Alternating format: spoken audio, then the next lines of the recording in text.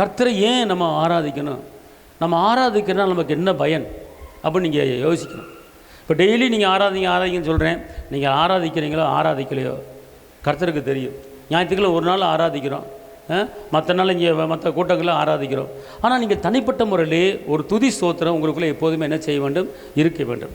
நீங்கள் நினைக்கலாம், ஏன் கர்த்தரை ஆராதிக்கணும், எதுக்கு கர்த்தரை ஆராதிக்கணும் அப்படி நீங்கள் நினைக்கலாம், கேட்கலாம். கர்த்தரை ஆராதிக்க நம்மளுக்கு என்ன பயன், என்ன கிடைக்குது அப்படின்னு நீங்கள் கேட்கலாம். அன்பார்ந்தவளே, கர்த்தர் உங்களை என்னை எதுக்கு தேர்ந்தெடுத்திருக்கிறார்? இந்த உலகத்தில் எத்தனையோ மனிதர்கள் இருக்கிறாங்க, எத்தனை பேர் இருக்கிறாங்க. ஆனால் இத்தனை பேர் இருந்தாலும் உங்களை என்னை ஏன் ஏசப்பா தெரிஞ்சுக்கிட்டார் அப்படின்னு கேட்டால், என்ன எதுக்கு தெரிஞ்சுக்கிட்டாரு? இந்த ஜனத்தை எனக்கென்று ஏற்படுத்தினேன். இவர்கள் எதுக்கு ஏற்படுத்தியிருக்கிறாரு? அவருடைய துதியை, அவர் நாமத்தை மகிமைப்படுத்தும்படி உங்களை என்ன ஏற்படுத்தியிருக்கிறார். நம்ம தெரிஞ்சு கொள்ள வேண்டிய காரியம், நம்மளுக்கு எவ்வளோ பிரச்சனை இருந்தாலும் நம்மளை இயேசுவின் பிள்ளையாய் அவர் மாற்றியிருக்கிறாரு. நம்ம பாவத்துக்கு செத்து நீதிக்கு பிழைக்க வச்சிருக்கிறாரு. நம்ம நாளைக்கு நம்ம செத்தாலும் நாளைக்கு நம்ம இளைப்பாறுதலில் பரலோகத்தில் தேவன் நம்மளுக்கு முன்குறிச்சிருக்கிறார், நம்மளுக்கு இடத்த ஆயத்தம் பண்ணி வச்சிருக்கிறாரு. ஒரு நினப்பு உங்களுக்கு எல்லாத்துக்கும் என்ன செய்யணும், இருக்கணும். ஆனால் நீங்கள் இதுக்கு ஒன்றுக்கே கர்த்தருக்கு நீங்கள் மகிமை செலுத்தணும். ஒன்றுமே செய்யலை எனக்கு அப்படின்னா உங்களை முன்குறித்து வச்சிருக்கிறாரு, உங்களை பிள்ளையை மாற்றி வச்சிருக்கிறாரு. நாளைக்கு நீங்கள் செத்தாலும் நாளை கழிச்சு நீங்கள் பரலோகத்தில் இருக்கும்படியாக, கர்த்தருடைய கிருபை இளைப்பாறுதல் இருக்கும்படியாக நமக்கு ஒரு இடத்தை ஆயத்தம் பண்ணி வச்சிருக்கிறார். இது ஒன்றுக்கே நம்ம மகிமை செலுத்த வேண்டும், இது ஒன்றுக்கே நன்றி சொல்ல வேண்டும். ஒன்றும் செய்யலை அப்படின்னு சொல்லி யாரும் நினைக்காதீங்க. அவர் உங்களை செஞ்சுக்கிட்டு தான் இருக்கிறார். நீங்கள் நடக்கிறது அவர் கிருபை, நீங்கள் பேசுவது அவர் கிருபை, நீங்கள் சாப்பிடுவது அவர் கிருபை, நீங்கள் வெளியே போய் வீட்டுக்கு வர்றது கிருபை. கவனிங்க. அப்போ என்ன செய்யணும்னு கேட்டிங்கன்னா, மகிமை செலுத்து. இந்த ஜனத்தை எனக்கென்று ஏற்படுத்தினேன். எதுக்கு ஏற்படுத்தியிருக்கிறாரு? எல்லாம் சொல்லுங்கள். ஏசப்பா உங்களை எதுக்கு ஏற்படுத்தியிருக்கிறாரு? எல்லாம் சொல்லுங்கள். கர்த்தர் என்னை தெரிந்து கொண்டது, கர்த்தரை என்னை அழைத்தது, அவரை மகிமைப்படுத்த, அவரை துதிக்க, அவரை ஸ்தோத்திரிக்க, அவரை ஆராதிக்க. நான் அதுக்கு தான் அழைக்கப்பட்டிருக்கிறேன். அவருக்கு மகிமை செலுத்த, அவருக்கு நன்றி சொல்ல அழைக்கப்பட்டிருக்கிறேன். அல்லேலூயா சொல்லுங்கள். Right, okay. இப்போ நீங்கள் டெய்லி ஒரு 1 hour துதிக்கிறேன்னு வச்சுக்கொள்ளுங்க. நீங்கள் டெய்லி 1 hour ஆராதிக்கிறீங்க, துதிக்கிறீங்க அப்படின்னு வச்சுக்கொள்ளுங்க. அப்போ அந்த துதிக்கு உண்டான ஒரு பிளெஸ்ஸிங், அந்த துதிக்கு உண்டான பலன், அந்த துதிக்கு உண்டான அபிஷேகம், அந்த துதிக்கு உண்டான அந்த உயர்வு, அந்த துதிக்கு உண்டான வெற்றி, அந்த துதிக்கு உண்டான விடுதலை உங்களுக்கு ஒன்றுமே கிடைக்காம எப்போதும் போல் நார்மலாக இருக்கிற மாதிரியே இருந்துக்கிட்டு இருக்கும். நான் இன்றைக்கி 1 hour துதிச்சிருக்கிறேன், இருந்த ஒன்றமாக தான் இருக்கிறேன், ஒன்றும் நடக்கலை. நான் டெய்லி 1 hour துதிக்கிறேன், 1 hour மகிமைப்படுத்துகிறேன், 1 hour துதிக்கிறேன், ஸ்தோத்தரிக்கிறேன். ஆனால் எனக்கு ஒன்றும் பிரச்சனை முடிஞ்ச பாடு தெரியலையே, இன்னும் ஒரு கஷ்டம் ஓஞ்ச பாடு தெரியலையே, இன்னும் அதே நிலைமையில தான் நான் இருக்கிறேன் அப்படிங்கிற நினைவு உங்களுக்கு இருக்கலாம். ஆனால் உங்களுடைய துதி, உங்களுடைய ஸ்தோத்திரம், உங்களுடைய ஆராதனை ஒரு நாளும் என்ன செய்யாது, வீணாக போகாது. அல்லேலூயா சொல்லுங்கள். இப்போது அந்த நேபுகாத்நேச்சார் ராஜா ஒரு பொற்சிலை நிறுத்திட்டு சாத்ராக், மேஷாக், ஆபேத்நேகோவுக்கு என்ன செய்கிறாங்க, வணங்க சொல்கிறாங்க. அப்போ அவங்க 3 பேர் என்ன சொல்கிறாங்க, வணங்க மாட்டோம் அப்படிங்கிறாங்க. அவங்க சொல்கிற ஸ்டேட்மெண்ட் என்னன்னு கேட்டிங்கன்னா, நாங்கள் ஆராதிக்கிற தேவன் எங்களை தப்பிவிக்க வல்லவராக இருக்கிறார். அப்போ அந்த நேரத்தில் அவங்க ஆராய்ச்சிக்கிட்டு இருந்தாங்களா? இந்த சட்டம் போடும்போது அவங்களை நிப்பாட்டும் போது ஆராய்ச்சிக்கிட்டு இருந்தாங்களா? அந்த நேரத்தில் அவங்க ஆராதிக்கலை. ஆனால் அவங்க எப்போ ஆராய்ச்சிருக்கிறாங்க, டெய்லி ஆராதிச்சிருந்துருப்பாங்க, டெய்லி துதிச்சிருப்பாங்க, டெய்லி தேவனை மையப்படுத்தியிருப்பாங்க. அவங்க சொல்கிற வார்த்தை என்னென்னு கேட்டிங்கன்னா, நாங்கள் இடைவிடாமல் ஆராதிக்கிற எங்கள் தேவன் எங்களை தப்புவிக்க வல்லவராக இருக்கிறார். அவங்க கர்த்தரை துதிக்காமல், கர்த்தரை ஆராதிக்காமல், கர்த்தரை மையப்படுத்தாமல் எனக்கான உலகப்பரமான வாழ்க்கை வாழ்ந்துட்டு இருந்தாங்கன்னா இந்த வார்த்தையை அவங்க சொல்ல முடியுமா? சொல்லுங்கள், சொல்ல முடியுமா? சொல்ல முடியாது. ஏன்னா அவர்கள் இடைவிடாமல் ஆராய்ச்சிருக்காங்க, அதனால் தைரியமாக சொல்கிறாங்க. அவங்க எப்படி அந்த 7 மடங்கு அக்கினி சொல்ல, 7 மடங்குனா ஒரு ஆளுன்னா 7 மடங்கு உயரம், 7 மடங்கு உயரம்னா அப்போ தூக்கி போடும்போது அவங்க பசுமம் ஆயிடுவாங்க. அப்படிப்பட்ட ஒரு அக்கினி சூழல்.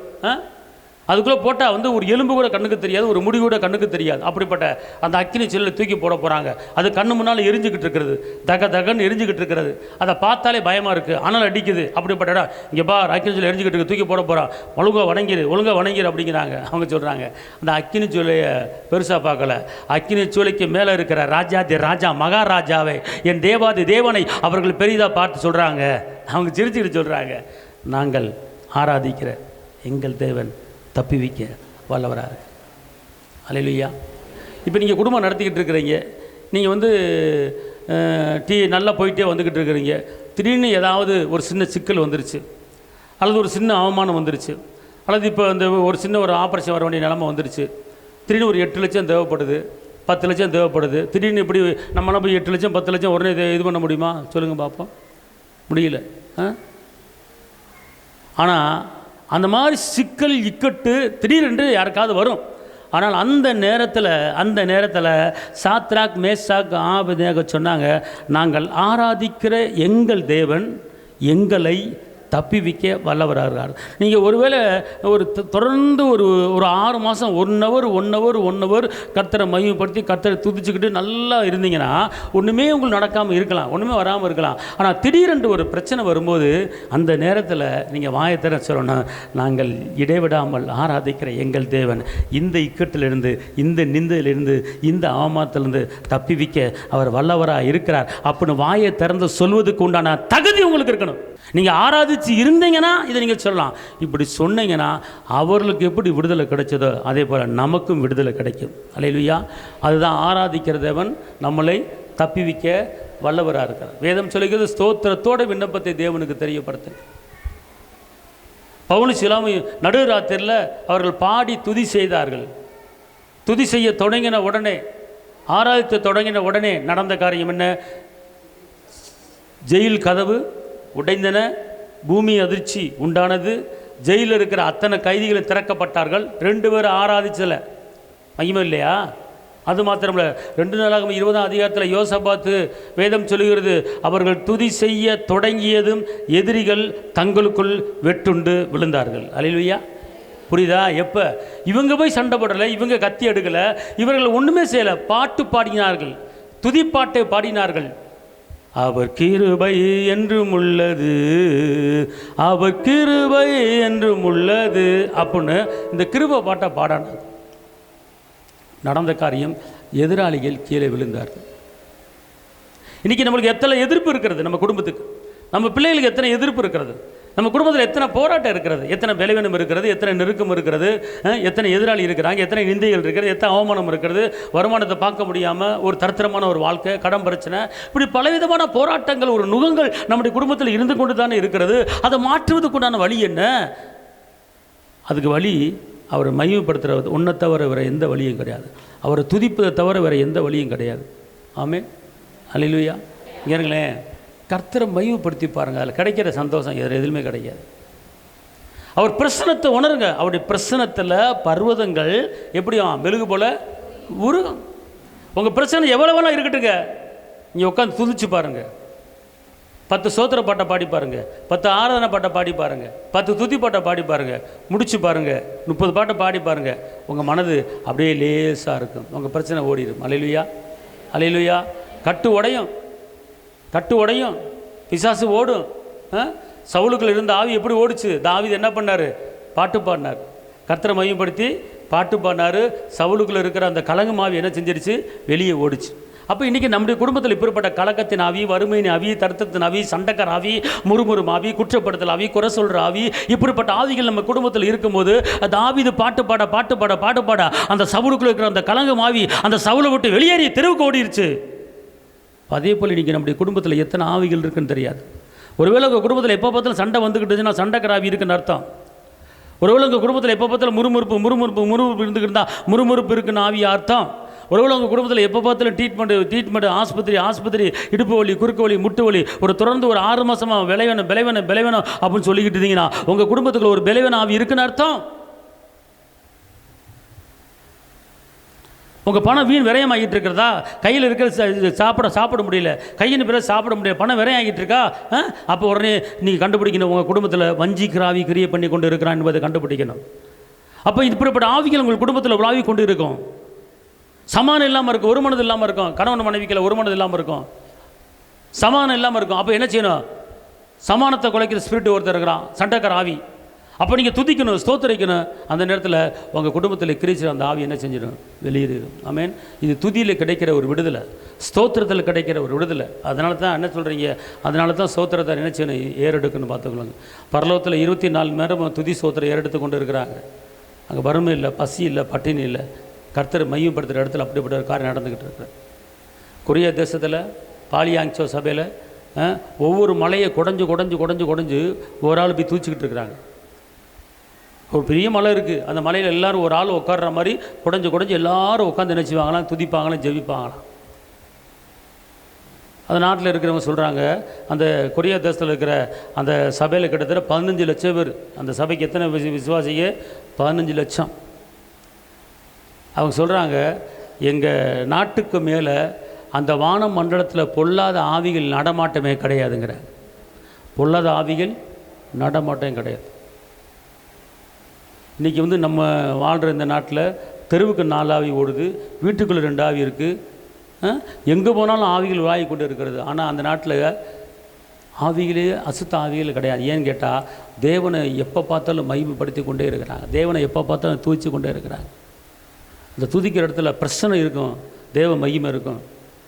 என் நாமத்தை பிரஸ்தாப்படுத்துகிற எந்த இடமாக இருந்தாலும் அந்த இடத்துல நான் இறங்கி வருவேன் அப்படிங்கிறார். ஆமென் சொல்லுங்கள்.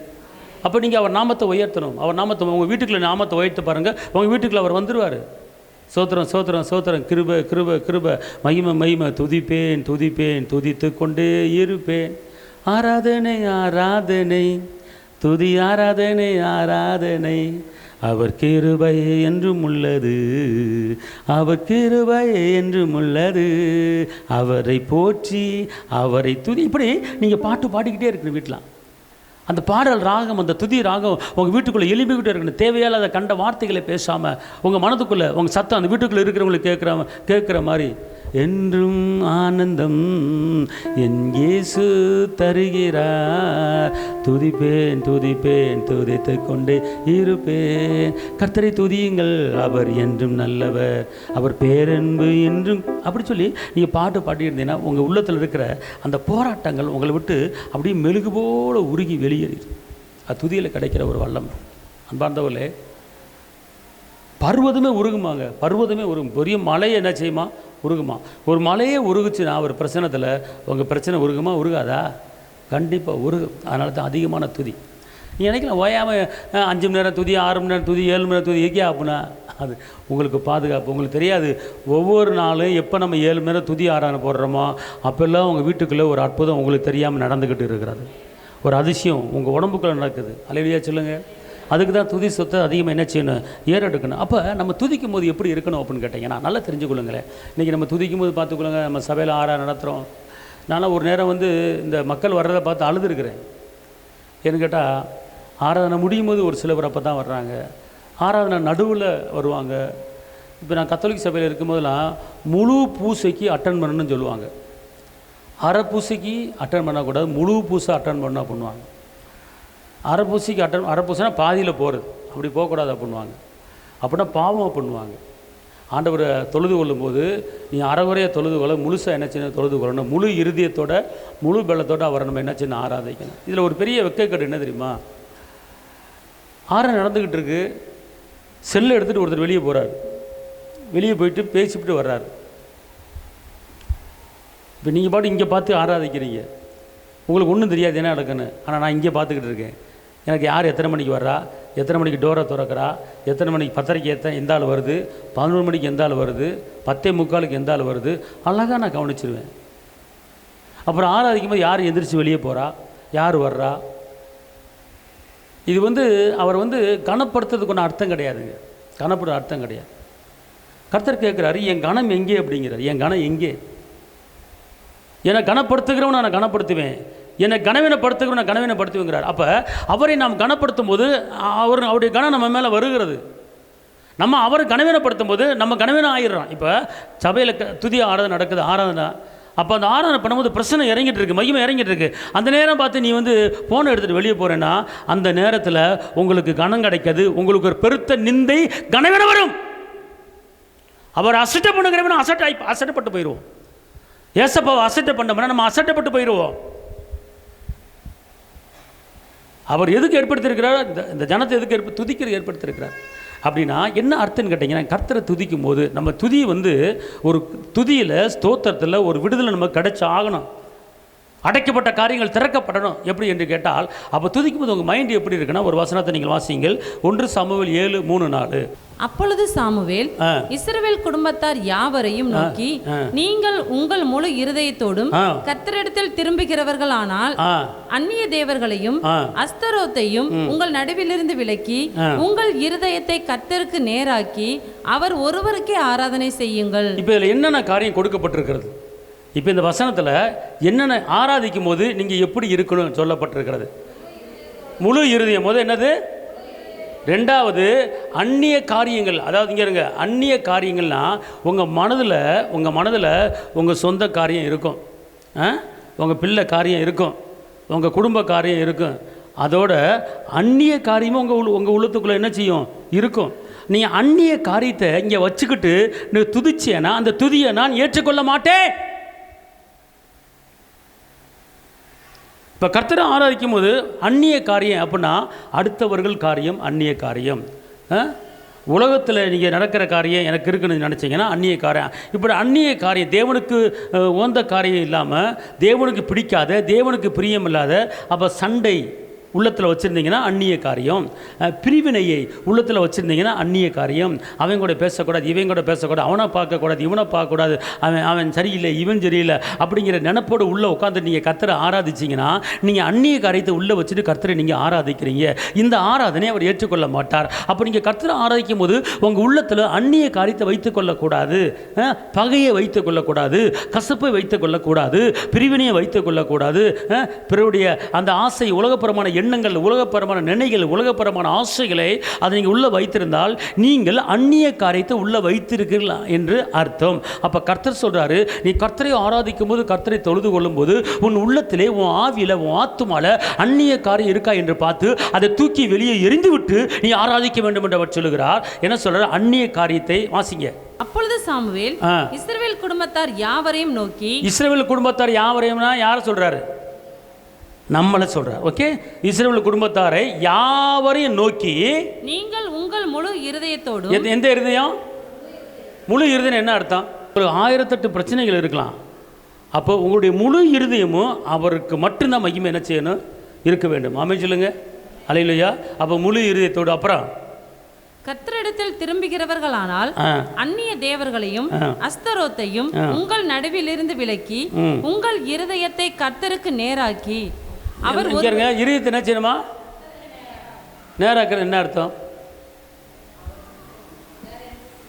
உங்கள் முகம் லெஃப்ட் திரும்பினா உங்கள் இருதயமும் லெஃப்ட் போகும். உங்கள் முகம் ரைட் பக்கம் திரும்பிச்சுன்னா உங்கள் இருதயம் ரைட் பக்கம் போகும். அல்லேலூயா.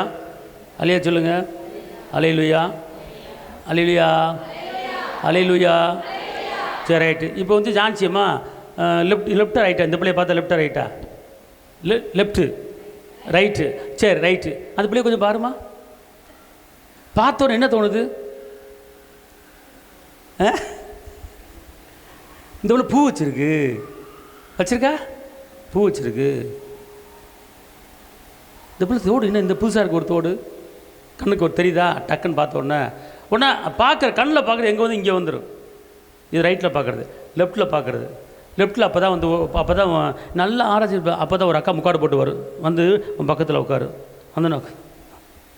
அந்த அக்காவை பார்ப்பேன். பார்க்கும்போது அவன் முகத்தை மட்டும் பார்க்க மாட்டேன், லைட்டாக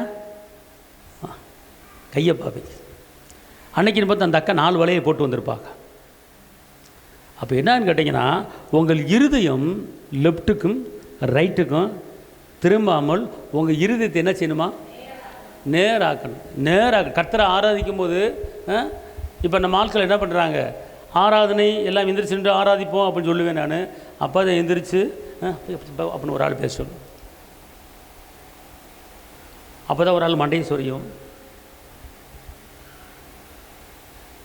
அப்போ தான் ஒரு ஆள்கிட்ட பேசுவாங்க, என்ன பேசுவாங்கன்னு தெரியாது. அப்போ தான் தண்ணி குடிக்க போவாங்க. அப்போ தான் செல்லு எதுவும் வந்திருக்கான்னு பார்ப்பாங்க. எப்போல்லாம் உங்கள் இருதயம் சிதறப்படுதோ அந்த நேரத்தில் நீங்கள் இருதயத்தை வேறு பக்கம் திருப்புறீங்க. வேதம் சொல்கிறது, நீங்கள் கர்த்தரை ஆராதிக்கும் போது உங்கள் இருதயத்தை நேராக்குங்கள் சொல்லப்பட்டிருக்கிறது. அப்புறம் என்ன அர்த்தம்னா உங்கள் இதயத்தில் நேராக கர்த்தர் மட்டும்தான் இருக்குமே வேண்டுமே தவிர உங்கள் வீடு வாசல் தோட்டம் துறவு வேலை வந்தவன் போனவன் இருந்தவன் அங்கே போகணும் இங்கே போகணும் அவனை பார்க்கணும் இவனை பார்க்கணும் சாயங்காலம் போகணும் அவனை பார்க்கணும் போய் சோறாக்கணும் கறியை வாங்கணும் மட்டனை வாங்கணும் முட்டையை போடணும் அதை போடணும் இதை போடணும் இது எல்லாத்தையும் போட்டு மைண்டில் வச்சுக்கிட்டு ஹூன்னு சொல்லக்கூடாது. உங்கள் இறுதி எப்படி இருக்கணுமா? எப்படி இருக்கணுமா?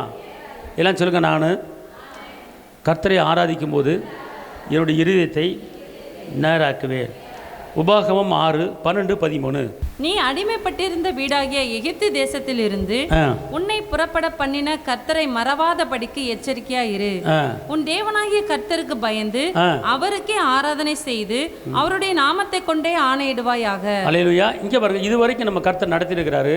நம்மளுக்கு பிள்ளைகளை கொடுத்துருக்கிறாரு, பிள்ளைகளை படிக்க வச்சுருக்கிறாரு, பாதுகாத்துருக்கிறாரு, சுகத்தை கொடுத்துருக்கிறாரு. அதுக்கெல்லாம் ஒரு நன்றி இறுதி என்ன செய்யணும்? இருக்கணும். இருந்துட்டு எப்படி ஆராதிக்கணும் போட்டிருக்கிறது? கர்த்தருக்கு என்ன செய்யணும்? பயம். பயம்னா நான் அவரை ஆராதிக்க போகிறேன், யார் பக்கம் திரும்பி பார்க்க மாட்டேன், திரும்பி பார்த்தேன்னா அவர் எதாவது செஞ்சிருவார் அப்படிங்கிற ஒரு பயம். நான் அந்த ஆராதனை முடிஞ்ச பிற்பாடு தான் எந்திரிச்சு பாத்ரூம் போவேன், இந்த ஆராதனை முடிஞ்ச பிற்பாடு தான் செல்லை நோண்டுவேன், இந்த ஆராதனைக்கு அப்புறம் தான் எங்கே வெளியே போவேன் அப்படிங்கிற அது வரைக்கும் நான் எதுவுமே செய்ய மாட்டேன், பார்க்க மாட்டேன், கொள்ள மாட்டேன் அப்படிங்கிற ஒரு பயம், கர்த்தருக்கு பயப்படுகிற ஒரு பயம் நமக்கு இருக்கணும். அப்படித்தான் நம்ம என்ன செய்யணும்? கர்த்தரை ஆராதிக்கணும். அப்படி ஆராதனை தான் கர்த்தரை அங்கீகரிப்பார். சில பேர் காணிக்கை பாட்டு போடும்போது சபைக்கு வர்றாங்க, சில வெக்கக்கேடு என்ன செய்ய நான் இப்படி சொல்லி ஏசப்பட சொல்லி தான் அழுக வேண்டியதாக இருக்கிறது. வாரத்தில் ஒரு நாள் அவருக்கு மகிமை செலுத்த வர்றோம், நன்றி சொல்ல வர்றோம். அதுக்கு ஒரு சரியான நேரத்துக்கு நம்ம வர்றோமா? சொல்லுங்கள் பார்ப்போம். அவர் செய்த உதவிகளுக்கு நன்றி சொல்லும்படி, அவரை கனப்படுத்தும்படி வர்றோம். அது ஒரு குறிப்பிட்ட நேரத்தில் நம்ம என்ன செய்யணும்? அதை செய்யணும். அது ஒருமித்து பண்ணணும். இப்போ லேட்டாக வர்றவங்க அந்த ஒரு மனதுங்கிற இடத்துல இருக்க மாட்டாங்க. அது ரொம்ப கவனமாக இருக்கணும். ஆராதனை வேலையில் இவ்வளோ தான் வேலை இருந்தாலும் நம்ம கர்த்தரை துதிப்பதுக்கு ஒரு மனதில் என்ன செய்யணும்? வரணும். சங்கீதம் 100:2. மகிழ்ச்சியோட கர்த்தருக்கு ஆராதனை செய்து. எப்படி ஆராதிக்கணுமா? அழுதுட்டு ஆராதிக்கணும், மூஞ்சியை தொங்க போட்டு ஆராதிக்கணும். எப்படி ஆராதிக்கணுமா? உங்கள் உள்ளத்தில் ஒரு மகிழ்ச்சியை வர வச்சுட்டு ஆராதிக்கணும். கவலையெல்லாம் வைக்கக்கூடாது. ஏன்னா மன மகிழ்ச்சி, சுகத்தை பெற்றுக்கொள்வதற்கு மன மகிழ்ச்சி என்ன செய்யணும்? நீங்கள் ஆராதிக்கணும். அதாவது ரோமர் 12:1 சொல்லுது. ரோமர் 12:1 சொல்லுது, அப்படி இருக்க சகோதரரே, நீங்கள் உங்கள் சரீரங்களை பரிசுத்தமும் தேவனுக்கு பிரியமான ஜீவ பலியாக ஒப்பு கொடுக்க வேண்டும் என்று தேவனுடைய இரக்கங்களை முன்னிட்டு உங்களை வேண்டிக் கொள்கிறேன். இதுவே நீங்கள் செய்யத்தக்க புத்தியுள்ள ஆராதனை. எது புத்தியுள்ள ஆராதனை? புத்தியுள்ள, உண்மையான புத்தி உள்ள ஞானமான ஒரு ஆராதனை. அது என்ன ஆராதனை அப்படின்னு பார்த்தீங்கன்னா பரிசுத்தமும் அப்புறம் என்ன போட்டிருக்கு? தேவனுக்கு பிரியமான ஜீவ பலியாக ஒப்பு கொடுக்க. அதாவது பரிசுத்தமான தேவனுக்கு பிரியமான ஒரு உங்கள் மனது என்ன செய்யணும்? இருக்கணும். அப்படிப்பட்ட ஆராதனை அவர் என்ன செய்கிறாரு? விரும்புகிறாரு. பார்த்துக்கணும். அதான் ரோமர் 12:1 சொல்லப்பட்டிருக்கு. நம்ம ஆராதனை பரிசுத்த ஆராதனை அது இருக்கணும். உங்களுடைய எண்ணத்தில் நினைவில் பரிசுத்தம் இருக்கணும். ஆராதிக்கும் போது, கர்த்தரை ஆராதிக்கும் போது யாரையுமே நம்ம பக்கத்தில் ஒரு தப்பான எண்ணங்களோடு பார்க்கக்கூடாது, தவறான எண்ணங்களோடு பார்த்துக்கிட்டு நம்ம என்ன செய்யக்கூடாது? ஆராதிக்கக்கூடாது. அந்த ஆராதனையை அவர் அங்கீகரிக்க மாட்டார். அந்த ஆராதனை மூலமாக நம்மளுக்கு ஒரு பயன் இருக்காது. ஆராதனைனா ஒரு விடுதலை, ஆராதனைனா ஒரு சுகம், ஆராதனைனா ஒரு சந்தோஷம், ஆராதனைனா மீட்பு, ஆராதனைனா ரிச்சிப்பு. அப்போ எல்லாமே ஆராதனைகள் அடங்கி இருக்கிறது. அப்போ இப்படிப்பட்ட காரியங்கள் உங்கள் வாழ்க்கையில் நடக்க வேண்டும் என்றால் அந்த ஆராதனையிலே உங்களுடைய எண்ணங்கள், உங்கள் நினைவுகள், உங்கள் ஆவி, உங்கள் ஆத்மா, உங்கள் சரீரம் அது பரிசுத்த ஆராதனை இருக்க வேண்டும். பலவித எண்ணங்களை, பலவித உலகபரமான அந்த எண்ணத்தை வச்சுக்கொண்டு ஆராதிக்கும் போது அந்த ஆராதனைக்குண்டான பலன், அந்த ஆராதனைக்குண்டான வல்லமை, அந்த ஆராதனைக்குண்டான மகிமை, அந்த ஆராதனைக்குண்டான பிரசன்னத்தை நம்ம பார்க்க முடியாது. உண்மையாக இருக்கணும். ஆராதிக்கும் போது அவரை நம்முடைய இதயத்தை நேராக்கி ஆராதிக்கணும். அப்படி ஆராதிக்கும் போது அந்த ஆராதனை அவர் அங்கீகரிப்பார். பார்த்துக்கொள்ளுங்க.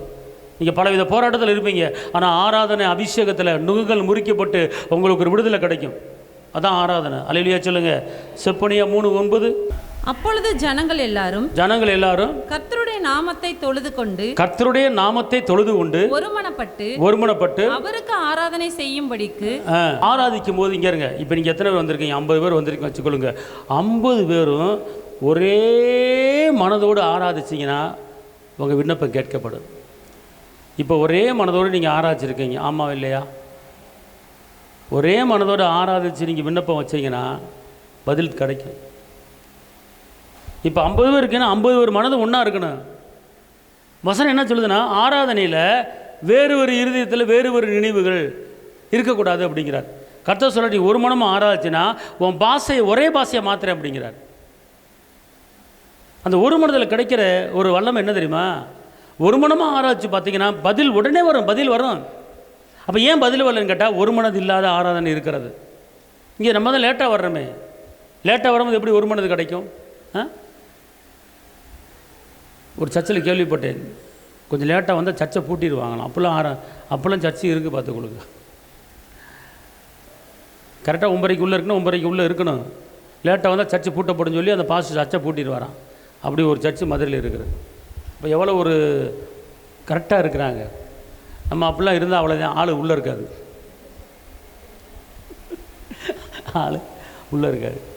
அன்றைக்கி தான் சொந்தக்காரங்க வருவாங்க வீட்டுக்கு, அன்றைக்கி தான் பத்திரிக்கை கொடுக்க வருவாங்க, அன்றைக்கி தான் டோக்கன் வாங்க போகணும் அப்படின்வாங்க, அன்றைக்கி தான் கல்யாணம்னுவாங்க, அன்றைக்கி தான் குழந்தை பிறக்க பார்க்க போகிறேன்னுவாங்க. ஏம்மா நாளைக்கு போகலாம்ல? நான் போகலேன்னா அவங்க ஒரு மாதிரி நினச்சிருவாங்க.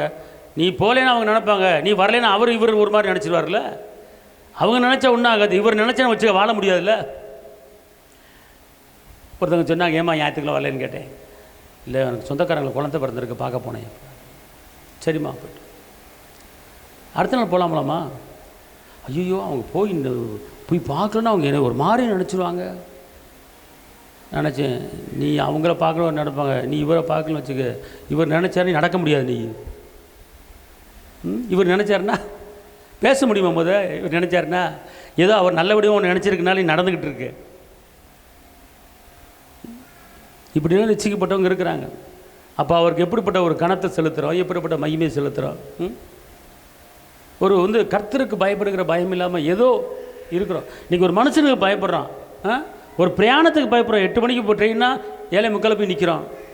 என்றைக்காவது 9 மணிக்கு ஆராதனைக்கு 8:45 யாராவது வந்திருக்குமா? நம்ம கர்த்தர் பார்க்குறாரு, எல்லாத்தையும் பார்ப்பார். ஏன்னா அந்த விடுதலையின் ஆராதனையில் எப்படி இருக்கணும் என்று நீங்கள் என்ன செய்யணும் பார்க்கணும். நல்லது. லூக்கா 2:37. ஏறக்குறைய 84 வயதுள்ள அந்த விதவை தேவாலயத்தை விட்டு நீங்காமல் இரவும் பகலும் உபவாசித்து ஜெபம் பண்ணி ஆராதனை செய்து கொண்டிருந்தாள். என்னவா, எத்தனை வயசு? 80. என்ன பண்ணுச்சு? சாப்பிட்டு வீட்டில் தூங்கிட்டு இருந்துச்சா? எத்தனை நாள்? இரவும் பகலும். அப்படி பண்ணுறனால தான் வயசு 84 வயசு வரைக்கும் இருக்குது. அப்படி பண்ணுறனால தான் 84 வயசு வரைக்கும் வீடு இருக்குது. 24 மணி நேரம் ஜெபம் பண்ண துதிக்க அப்படி இருக்குமா? அந்த அம்மாவுக்கு எதாவது கவலை இருக்கும்? ஒன்றுமே இருக்காது. இரவும் பகலும். இதை பார்க்கும்போது நம்மளாம் வெக்கப்பட்டு தலை குனிஞ்சே நிற்க வேண்டியதாக இருக்குது. ஒரு பாட்டியம்மா, 84 வயது பாட்டியம்மா, இரவும் பகலும். அந்த அம்மாவுக்கு எல்லா தேவைகளும் சந்திக்கப்பட்டிருக்கும். ஏன்னா அவரை துதிக்கிற இடத்துல அந்த இயேசு வந்துடுவார்ல. நம்ம இரவும் பகலும் முடியாது. ஒரு 1 hour டெய்லி. இயேசுப்பா சொல்கிறாரு, 1 மணி நேரம் விழித்திருந்து ஜெபிக்கக்கூடாதாங்கிறார் அப்பா. ஆனால் இந்த அம்மா எப்படி பண்ணியிருக்கு? 24 இரவும் பகலும் கர்த்தரை மகிமைப்படுத்தி கொண்டே இருக்கிறார். வயசு திரும்ப வாழ வயதை கூட்டி கொடுத்துட்டே இருப்பார் துதிக்கும் போது, ஆராதிக்கும் போது. ஆமென் சொல்லுங்கள். அல்லேலூயா. சரிங்க, துதிக்கிறீங்க, ஸ்தோத்தரிக்கிறீங்க, ஆராதிக்கிறீங்க, ஒன்றுமே உங்கள் வீட்டில் நடக்கலை, உங்கள் வீட்டுக்காரர் அதே சம்பளத்தில் இருக்கிறாரு, ஒன்றுமே கூடலாம் வைக்கலை, ஒன்றுமே இல்லை அப்படி நீங்கள் நினைக்கலாம். ஆனால் உங்களுக்கு தெரியாமல் ஒரு காரியம் உங்கள் மேலே அப்படி வந்துக்கிட்டே இருக்குது. என்ன தெரியுமா? வாசிங்க 2 Thessalonians 1:3. சகோதரரே, நாங்கள் எப்பொழுதும் உங்களுக்காக தேவனை ஸ்தோத்தரிக்க கடனாளிகளாய் இருக்கிறோம். உங்கள் விசுவாசம் மிகவும் பெருகுகிறபடியினாலும் நீங்கள் எல்லாரும் ஒருவரில் ஒருவர் வைத்திருக்கிற அன்பு. அதிகமாக நீங்கள் தேவனை ஸ்தோத்தரிக்கும் போது உங்கள் மேலே என்ன வரும்? உங்கள் விசுவாசம் மிகவும் பெருகுகிற. அதிகமாக ஸ்தோத்தரிக்கும் போது உங்களுக்குள்ள ஒரு பெருக்கம் உண்டாகுது. என்ன பெருக்கம் உண்டாகுனா? அன்பு பெருக்கம் உண்டாகுது. 2வது, விசுவாசம் உங்களுக்குள்ளே பெருகிட்டே போகுது. இந்த விசுவாச பெருக்கம் எப்படி உங்களுக்கு வருதுன்னு கேட்டால், அதிகமாக ஸ்தோத்தரிக்கும் போது, அதிகமாக துதிக்கும் போது விசுவாசம் நமக்குள்ளே என்ன செய்யுது? பெருகுது. அடுத்து இன்னொரு காரியம், 2 Corinthians 9:11-12. தேவனுக்கு எங்களால் ஸ்தோத்திரம் உண்டாவதற்கு ஏதுவாய் இருக்கும் மிகுந்த உதார குணத்தினாலே நீங்கள் எவ்விதத்திலும் சம்பூர்ணம் உள்ளவர்களாவீர்கள். இந்த தர்ம சகாயமாகிய பணிவிடை பரிசுத்தவான்களுடைய குறைவுகளை நீக்குகிறதும் இல்லாமல் அநேகர் தேவனை ஸ்தோத்தரிப்பதனாலே சம்பூர்ண பலனுள்ளதாயும் இருக்கும். எப்படி பார்த்தீங்களா? சூப்பர் வார்த்தைங்க. அநேகர் ஸ்தோத்தரிப்பதனால, அநேகர் துதிப்பதனால என்ன என்ன வருது? என்னென்ன வந்திருக்கு இதில்? சம்பூர்ண பலன். இன்னொன்று வந்துச்சு, குறைவுகள். நம்ம வாழ்க்கையில் இருக்கிற எல்லா குறைகளும் மாறுபடி, தேவைகள் சந்திக்கும்படி சம்பூர்ண பலன் என்ன அர்த்தம்? நம்முடைய ஒரு குடும்பம் இருந்தால் சுகம், அன்பு, இரக்கம், சந்தோஷம், சமாதானம், ஐஸ்வர்யம், இது எல்லாம் ஒன்று சேருது தான் சம்பூர்ணம். ஆனால் அதிகமாய் ஸ்தோத்திரத்தை ஏறெடுக்கும் போது சம்பூர்ண பலன் நம்ம வீட்டுக்கு வந்துடுமா? அல்லேலூயா, அல்லேலூயா. ஏங்க புரியுதா புரியலையா? புரிஞ்சவங்க அல்லேலூயா. அதிகமாக ஸ்தோத்தரிப்புனால என்ன கிடைக்குது சொல்லுங்கள்? இந்த வசனம் என்ன சொல்லுது? சம்பூர்ண பலனும் குறைகளும் என்ன செய்யுது? அப்போ அதிகமாக ஸ்தோத்தரிக்கணுமா வேணாமா?